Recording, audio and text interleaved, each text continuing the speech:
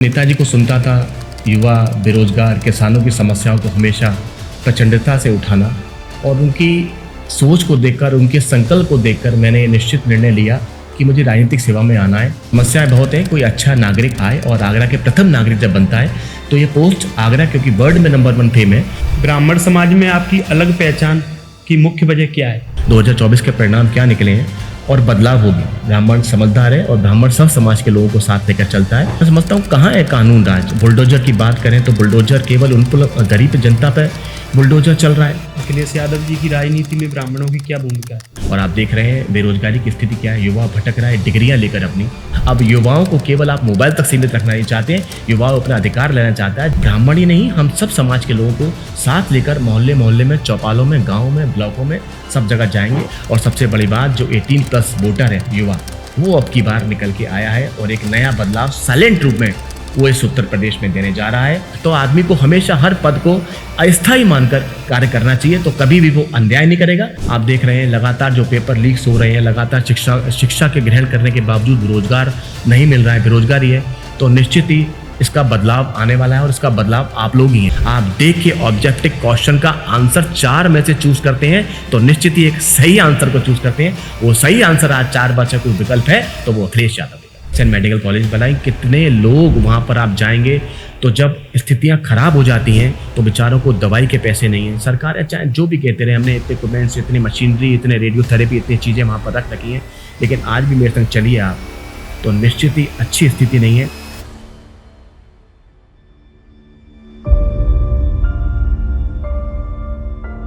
नमस्कार, मैं हूं हिमेश बिथरिया और आप देख रहे हैं लोक भारती पॉडकास्ट। आगरा की राजनीति में कुछ ऐसे चेहरे हैं जिन्होंने युवा राजनीति से अपनी पहचान बनाई और लगातार समाज के बीच अपनी सक्रिय मौजूदगी दर्ज कराई। आज हमारे साथ एक ऐसा ही जाना पहचाना नाम है राहुल चतुर्वेदी जी। समाजवादी पार्टी के पूर्व मेयर प्रत्याशी और वर्तमान में प्रदेश सचिव हैं।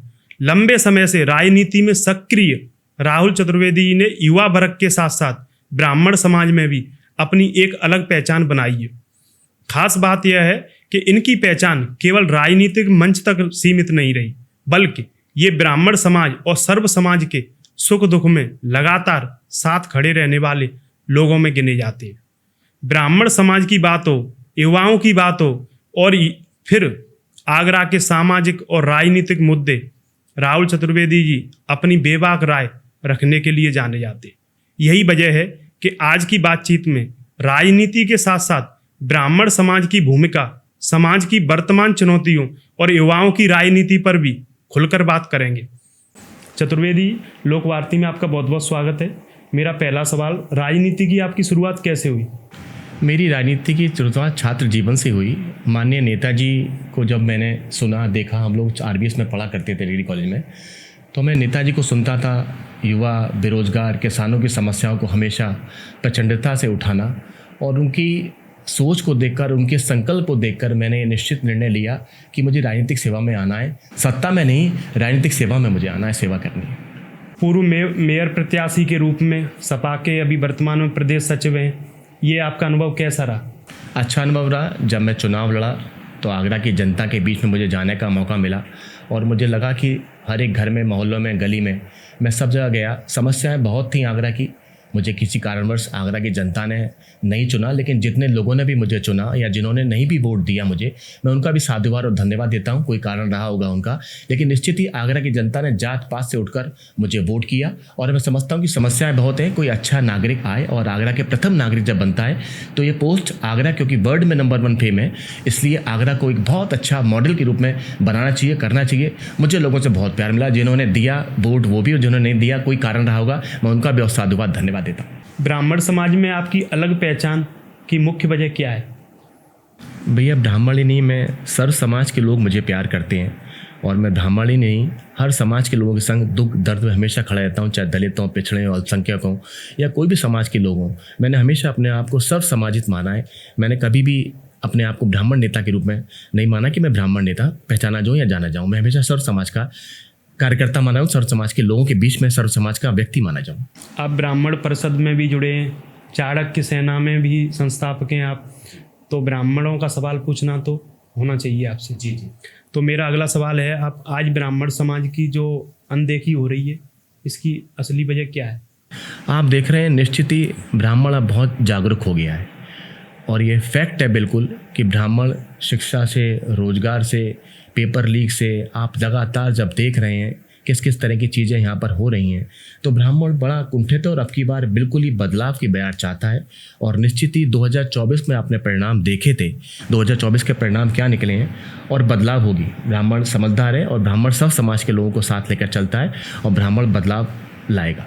लगातार ब्राह्मणों की हत्याओं की खबरें आ रही हैं, इसको लेकर आप क्या कहेंगे? अपराधी बेखौफ है। निश्चित ही अपराधी जानते हैं कि ब्राह्मणों पर लगातार जो अत्याचार हो रहा है और ये गलत है। अभी लेटेस्ट ही आपने देखा शिव कुमार तिवारी पर गोरखपुर में किस तरह हत्या हुई है, कितना समय दिया गया, पुलिस वहाँ पर नहीं पहुँची। ये निश्चित ही सुनियोजित षड्यंत्र आपने देखा। अभी लेटेस्ट ही किसी की बात क्या करें, IPS मिश्रा जी के माताजी के संग लूट और हत्या हुई। लगातार ब्राह्मणों पर लगभग 1000 से ऊपर अब तक हत्याएं हो चुकी हैं, कार्रवाई हो चुकी हैं।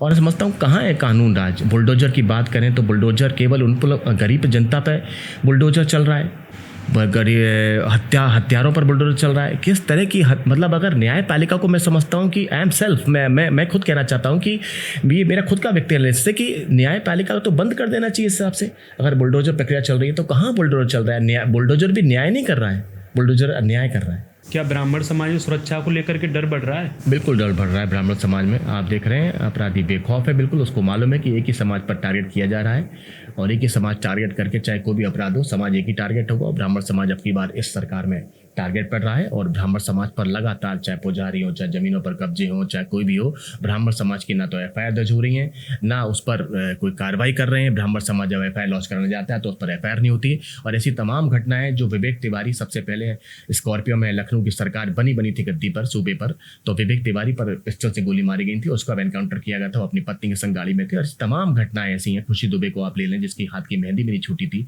उसको जेल में डाल दिया गया। ऐसी तमाम घटनाएं में आपके पॉडकास्ट चैनल पर समय सीमा रहती है, इसलिए तमाम घटनाएं ब्राह्मणों को टारगेट वहां पर कर रही हैं। और ब्राह्मण ही नहीं, मैं कहना चाहता हूं कि सर्व समाज के लोगों पर भी लगातार कुठारघात, चाहे पिछले वर्ग हो, चाहे अल्पसंख्यक हो, चाहे गरीब जनता हो, अधिक अपराधियों को मालूम है कि एक समाज टारगेट करके चला जा रहा है।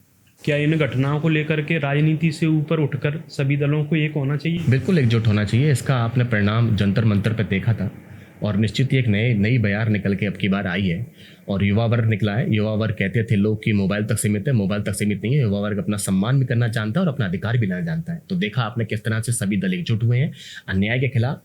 अब न्याय के पक्ष में सभी लोग एकजुट होकर आए और आपने देखा जंतर मंतर पर इसका परिणाम, और इसका परिणाम का अच्छा उद्घोष भी हुआ है।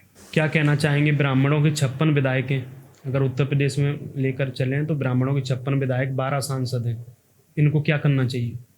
ब्राह्मणों के पक्ष में इनको खुल के आना चाहिए। और ब्राह्मण ही नहीं, अगर ब्राह्मण सर्व समाज का होता है, मैं परशुराम जी का वंशज हूँ और निश्चित ही सर्व समाज को साथ लेकर ब्राह्मण समाज को चलना चाहिए। और इन 56 विधायकों को जो भी ब्राह्मण समाज के लोग हैं और ब्राह्मण समाज पर जहाँ कुठारघात हो रहा है, जहाँ हत्याएं, लूट डकैती, FIR दर्ज नहीं हो रही है, गलत तरीके से अन्याय हो रहा है, तो उनको खुल के सामने आना चाहिए कि ब्राह्मण समाज सर्व समाज को लेकर चलने वाला है और न्यायकारी आदमी है, उसको बोलना चाहिए, सबके पक्ष में बात रखनी चाहिए, न्याय की बात करनी चाहिए, न्याय प्रिय होना चाहिए उन लोगों। ब्राह्मण समाज के प्रतिष्ठित लोग भी कहते हैं कि सपा केवल चुनाव के समय में ब्राह्मण याद आता है सपा को। हमारे इष्ट भगवान परशुराम जी के चरणों में शीश नमन करता हूँ। उनकी अवकाश जो घोषित किया, जो माननीय नेताजी ने किया, और वर्तमान सरकार ने उस अवकाश को छुट्टी रद्द कर दी गई और माननीय नेताजी ने तमाम ब्राह्मण अधिकारियों को प्रमोशन दिलाया। अखिलेश जी ने तमाम अधिकारियों को प्रमोशन दिया। जनेश्वर मिश्र हमारे छोटे लोहिया के रूप में जाने जाते हैं, जो जयप्रकाश नारायण जी के आंदोलन से निकले हैं, और तमाम सांसद, विधायक, मंत्री माननीय नेताजी ने, अखिलेश भैया ने बनाए। ऐसा सबको उदाहरण सबके सबों के। अखिलेश यादव जी की राजनीति में ब्राह्मणों की क्या भूमिका है? बहुत अच्छी भूमिका है। अखिलेश यादव जी ब्राह्मणों को अपने लेटेस्ट देखा।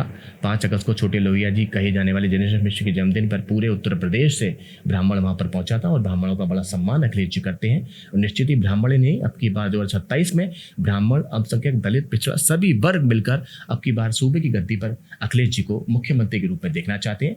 और ब्राह्मण हमेशा न्यायप्रिय की बात करता है और ब्राह्मण न्याय के पक्ष में रहता है और जहाँ जहाँ अन्याय होगा ब्राह्मण के साथ खड़ा।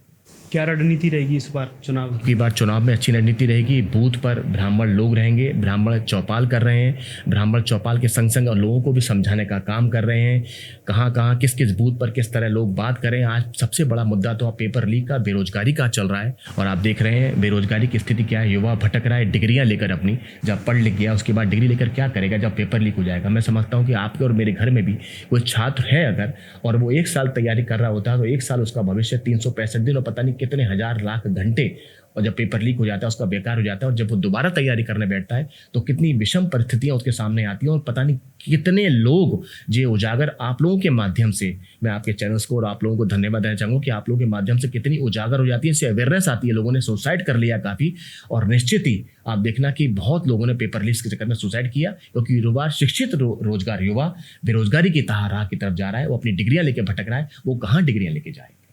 अच्छा, आप इस पे क्या कहना चाहेंगे? जैसे सीजेपी जैसी पार्टी लगातार जैसे बाहर से आके और भारत में पार्टियों ने देश के लिए ठीक है, ये बाहर से और अंदर की नहीं, युवाओं को एक निश्चित ही, मैंने कहा इससे पूर्व में आपको कि युवा सम्मान भी करना जानता है तो युवा अपना अधिकार भी लेना जानता है। एक शांतिपूर्ण तरीके से युवाओं ने अपनी बात रखी।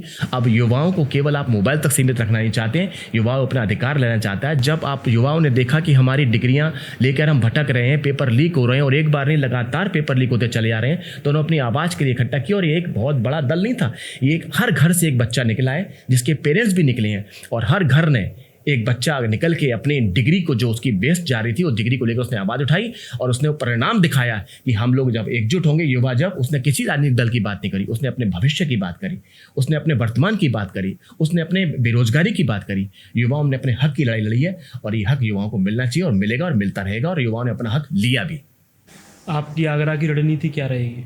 आगरा की रणनीति अच्छी हम लोगों की रहेगी। सर्व समाज के लोगों को साथ लेकर हम लोग चलेंगे।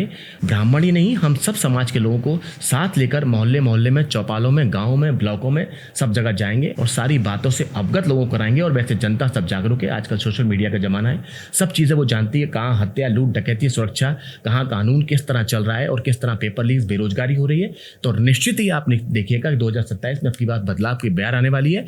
और सभी लोग, जो लोग साइलेंट हैं, जो लोग राजनीतिक दल में हैं, उसके बाद भी सब लोग अपना काम कर रहे हैं। और ब्राह्मण तो इशारे से सारे काम करता है, ये आप भी परिचय। लगातार ब्राह्मणों की जैसे जो हत्या हो रही है, आपकी सरकार अगर बनेगी तो आगे क्या रणनीति रहेगी? जितने भी समाज के, ब्राह्मण समाज ही नहीं परंतु सब समाज के लोगों की जो गलत हत्याएं, लूट डकैती हो रही हैं और अपराधी जो बेखौफ इनकी हत्या करके घूम रहे हैं, निश्चित मानिएगा 2027 में सूबे की गद्दी पर जब माननीय अखिलेश यादव जी मुख्यमंत्री बनेंगे तो पहला हस्ताक्षर उन अपराधियों के खिलाफ होगा। और वो सारे अपराधी आज वर्तमान सरकार में जो लोग कहते हैं जेल में होंगे, ये निश्चित ही 2027 में जब मार्च में सूबे की गद्दी पर माननीय अखिलेश यादव जी, सपा की सरकार बैठेगी, तो पहला हस्ताक्षर उन अपराधियों पर होगा जो बेखौफ उत्तर प्रदेश में घूम रहे हैं और जिन्होंने निर्मम हत्याएं, ब्राह्मण समाज ही नहीं अपितु सर्व समाज के लोगों की जहां जहां हत्याएं गलत की गई हैं, उन सबको अंदर जेल के अंदर होंगे। और जो भी अपराधियों के खिलाफ FIR दी हुई है, वो सबसे पहले FIR जो कि जितने एनकाउंटर्स गलत फेक हुए हैं और सारे एनकाउंटरों पर अधिकारियों की जांच बैठेगी। 2027 में क्या सपा आगरा में बदलाव करेगी? अच्छी बदलाव 2027 में होने जा रही है और आप देख रहे हैं लोगों में अब अवेयरनेस आई है, जागरूकता आई है। और सबसे बड़ी बात, जो 18+ वोटर है युवा, वो अब की बार निकल के आया है और एक नया बदलाव साइलेंट रूप में वो इस उत्तर प्रदेश में देने जा रहा है। और निश्चित ही वो अपना सम्मान और अपने अधिकार के लिए वो बदलाव अब की बार जरूर लाएगा और उसने अपना निर्णय बना लिया है। आपकी शुरुआत सपा में कैसे हुई थी? मेरे छात्र जीवन था, मैं नेताजी को सुनता था काफ़ी उस समय पे। छात्र सभा चला करती थी, छात्र सभा में हम लोग थे, तो मैंने देखा कि वहाँ नेताजी किसानों की, छात्रों की, नौजवानों की बहुत बात करते थे, हमेशा उनके हक अधिकारों को दिलाने का काम करते। तो मेरा मन किया कि मैं राजनीतिक सेवा करूँगा, सत्ता के लिए नहीं, सेवा करूँगा, लोगों के बीच में जाके उनका काम करूँगा। मेरा शुरू से ही ऐसा मन था कि मैं लोगों के बीच में रहूँ, सत्ता के लिए नहीं, सेवा के लिए काम करूँ। युवा राजनीति में आई सबसे बड़ी चुनौती क्या है?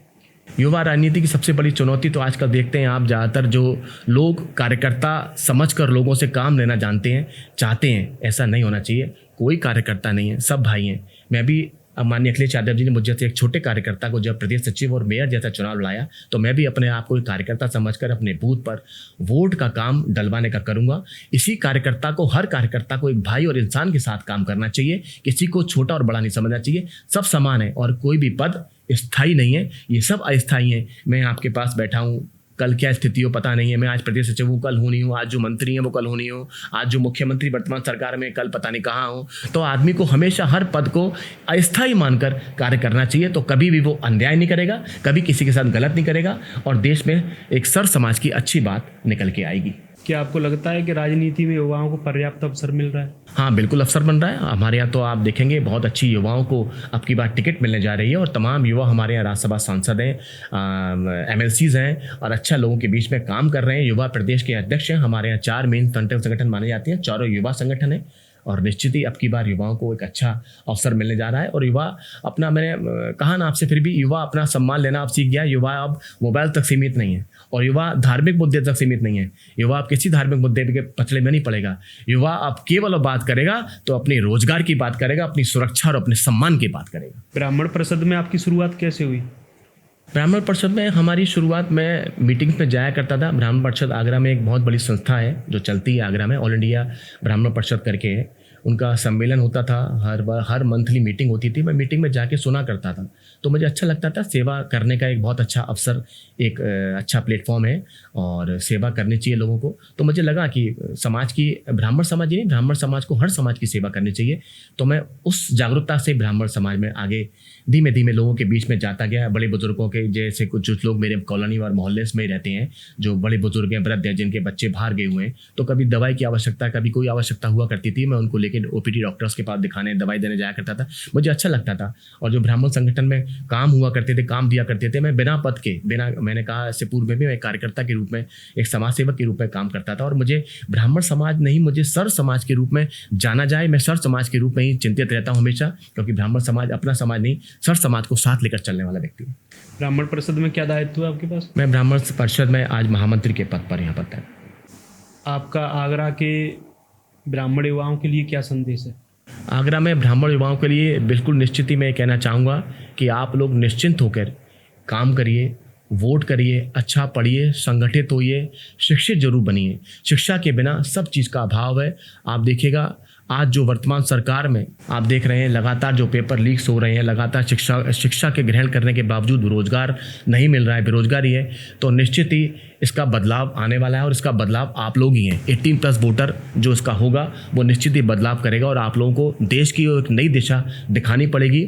और आप देश की देश को दिशा दिखाने के लिए आपने जंतर मंतर पर जो प्रदर्शन किया, ये निश्चित ही आपने एक बदलाव किया और आपने एक हठधर्मता की अत को तोड़ते हुए आपने शिक्षा मंत्री का जो इस्तीफा अपने एक शांतिपूर्ण तरीके से, आप में कितना कुठारघात हुआ, किस तरह से आपको प्रताड़ित किया गया, किस तरह आपको रोका नहीं गया, किस तरह के आंसू गैस, लाठ, बंदूक, पिस्टल्स, पता नहीं किस तरह आपको डराया धमकाया गया ताकि आप एकत्रित ना हो, क्योंकि आप बिना दल के एक युवा हर घर से निकला। मैं चाहता हूं कि निश्चित ही आपके युवाओं के दलों ने अब की बार जो एकजुटता दिखाकर शिक्षा मंत्री का इस्तीफा लिया और अपनी बात को मनवाने का ये तरीका नहीं था कि अब वो सोचे कि हम शिक्षा मंत्री का इस्तीफा लेके यहीं रुक जाए। नहीं, आज भी अगर पेपर लीक होगा, जो शिक्षा मंत्री बनेगा उसको भी हटना पड़ेगा, क्योंकि अब युवा अपनी डिग्रियां लेके भटकेगा नहीं। जो उसने शिक्षा ग्रहण करके, एक निश्चित तौर पर शिक्षा ग्रहण करके जो कुछ रोजगार अवसर चाहता है, अपने माँ बाप का भविष्य बनना चाहता है, इस आगरे के डॉक्टर, इंजीनियर, इस उत्तर प्रदेश में अच्छा साइंटिस्ट बनना चाहता है, अच्छी खोज करना चाहता है, तो निश्चित ही वो अपनी डिग्री को अब बेकार करने नहीं देगा।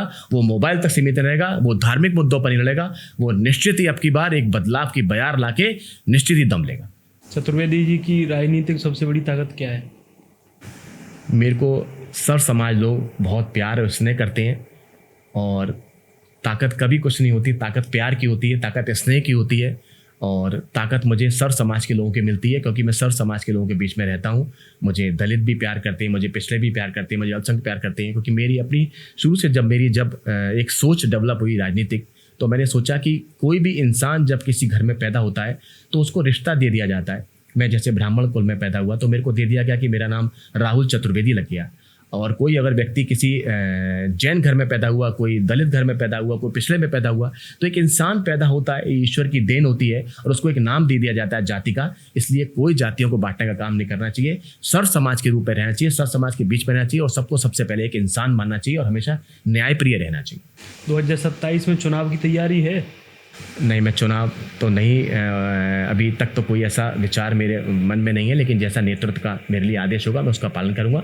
अभी तो मैं समाजवादी पार्टी सरकार को बनाने के लिए संकल्पित हूं और निश्चित ही लोगों के बीच में, सर समाज के बीच में जा रहा हूं, बैठ रहा हूं और उनके बीच में सारी भैया ने जो अखिलेश जी ने जो शिक्षा छात्रों को लैपटॉप वितरण किए थे रोजगार के लिए और बेरोजगारी भत्ता दिया था, उन सारी योजनाओं को बताने का काम कर रहा हूँ, ताकि आप सोचिए समझिए। और कोई भी वोट के लिए मैं जाकर कभी भी किसी को विवश नहीं करता कि आप समाजवादी पार्टी को आप हमें वोट दीजिए, लेकिन आप पहले समझिए, आप अंतर जानिए, आप युवा हैं, आप समझदार हैं, आप सब चीज़ को परखना जानते हैं। आप देख के ऑब्जेक्टिव क्वेश्चन का आंसर 4 में से चूज करते हैं तो निश्चित ही एक सही आंसर को चूज करते हैं। वो सही आंसर आज 4 बचे कोई विकल्प है तो वो अखिलेश यादव विकल्प। आपने कभी पार्टी बदली?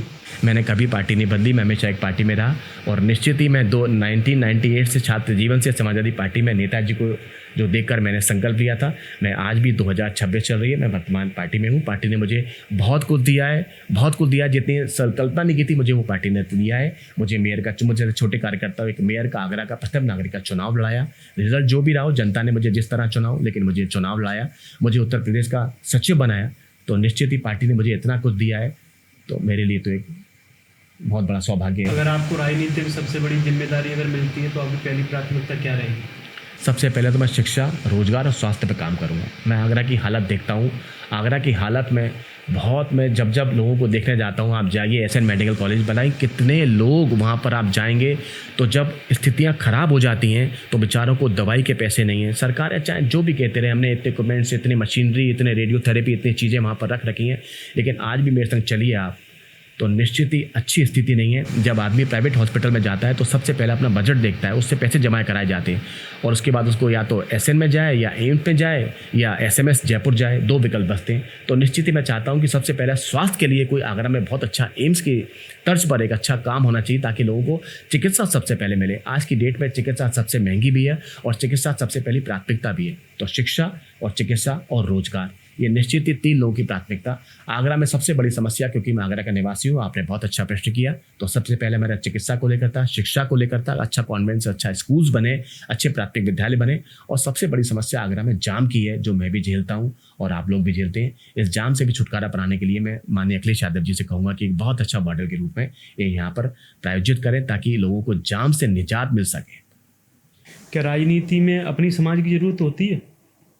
राजनीति में सर्व समाज की जरूरत पड़ती है। किसी भी एक समाज से राजनीति हासिल नहीं की जा सकती, ना किसी एक समाज से राजनीति की जा सकती है। कोई भी इस दुनिया में, देश में कोई भी एक समाज से कभी नेता नहीं बनता, उसको सर्व समाज नेता चुनता है, उसको सर्व समाज विधायक देश की सबसे बड़ी पंचायत पर सांसद बनाने का काम करता है। तो वो सर्व समाज से निश्चित है, कभी भी एक समाज से कोई व्यक्ति नेता ना बनाए, ना बन सकता है। इसलिए सर्व समाज को साथ लेकर, सर्व समाज के प्रति अच्छी सोच रखते हुए, सर्व समाज को साथ लेकर लोगों को एक अच्छा निर्णय लेना चाहिए। और सर्व समाज ही हमेशा काम आता है। मैंने पहले भी कहा, ये इंसान सबसे पहले काम आएगा, कोई अपना समाज और अपने संग सर्व समाज के लोगों को साथ लेकर चले। अगर समाजवादी पार्टी सरकार बनती है तो आपकी ब्राह्मणों के लिए क्या योजना रहेगी? हमारी प्रमुख योजना है कि ब्राह्मण कल्याण बोर्ड की सबसे पहले स्थापना हो। उसके बाद मंदिरों पर जो पुजारी हैं, सालों से वर्षों से चले आ रहे हैं, उन लोगों के लिए एक पेंशन योजना हो, एक अच्छी पेंशन जिससे उनका गुजारा भत्ता हो सके। और जो मंदिरों पर लगातार कब्जे होते हैं, भूमि विवाद चलता है, उसको निस्तारण किया जाए। ब्राह्मणों के लिए एक ब्राह्मण कल्याण बोर्ड की स्थापना जरूर होनी चाहिए और एक मानदेय पुजारियों के लिए जरूर होना चाहिए। चतुर्वेदी जी, ब्राह्मण समाज के नेता बनना चाहेंगे या सर्व समाज के? मैं सर्व समाज का, और नेता नहीं, मैं कार्यकर्ता और एक इंसान बनना चाहता हूँ और सर्व समाज के बीच में रहना चाहता हूँ। चतुर्वेदी, आपको आगरा की जनता भी देख रही है, लोक भारती के दर्शक भी देख रहे हैं, तो आखिरी आपसे सवाल है मेरा, सबके लिए क्या संदेश है? सबसे पहले तो श्रावण मास के 3 सोमवार पर मैं सब लोगों को भोलेनाथ की कृपा सब पे बनी रहे, और मेरी दिल से दुआ सबको यही है कि इस पे चैनल्स को मुझे देख पा रहे हैं या नहीं देख पा रहे हैं, वो लोग भी, ईश्वर और शिव सबको स्वस्थ रखें, सुखी रखें। जिसके घर में जो भी दुख हो, क्योंकि साथ तो सुख किसी के पास नहीं है, भगवान उन सारे दुखों को हर लें। और निश्चित ही सब लोग स्वस्थ रहेंगे तो अच्छा लगेगा। और निश्चित ही ये कहना चाहूँगा कि आप लोग अपने मतों का अधिकार करिए। आगे आने वाला चुनाव एक बदलाव चाहता है, सबका भविष्य जंतर मंतर पे सबने सबको देखा, और निश्चित ही एक अच्छी सरकार बनाइए, अच्छी योजना के तहत हमारा काम हो, क्योंकि हम आगरा के निवासी हैं। एक आगरा विश्व के पटल पर सबसे पहले प्रथम नाम लिया जाता है, तो वैसा दिखे भी, ऐसा दिखेगा तब जब हम लोग बदलाव करेंगे, और बदलाव हम सबका एक निर्णय रहेगा, किसी एक समाज से नहीं, किसी एक इंसान से नहीं, सब समाज और सब लोगों को मिलकर एक अच्छा बदलाव करना चाहिएगा। और मैं यही कहना चाहता हूं कि हम लोग भी जब अच्छा नहीं करें तो आप हम लोगों को ही बदलने का काम करिए। ऐसी नीयत से काम करें हम लोग, किसी एक जने को सब राज पर घोषित नहीं करना चाहिए, हमको एक अच्छा बदलाव लाना चाहिए। आज लोक वार्ती को अपना विशेष समय देने के लिए आपका बहुत बहुत धन्यवाद। मैं आपका बहुत बहुत धन्यवाद देना चाहता हूं कि आपने मुझे यहाँ पर सब लोगों से रूबरू कराया। इतनी जनता आपके बीच में मुझे देख पाएगी, वैसे ही मैं लोगों के बीच में रहना चाहता हूँ, और आपके माध्यम से मुझे बहुत लोग देख पाएंगे, मुझे बहुत लोग मेरे सब्सक्राइबर बनेंगे, और निश्चित ही बहुत लोग मुझे सुनेंगे भी। और मैं आपको बहुत बहुत तहे दिल से धन्यवाद देना चाहता हूँ कि आपने मुझे इतना समय दिया। मैं आपको बहुत बहुत दिल से धन्यवाद, और यही कहना चाहूँगा कि एक अच्छा हिंदुस्तान बने और अच्छा सरकार बने, और निश्चित ही अच्छे लोग सब स्वस्थ रहें, सुखी रहें।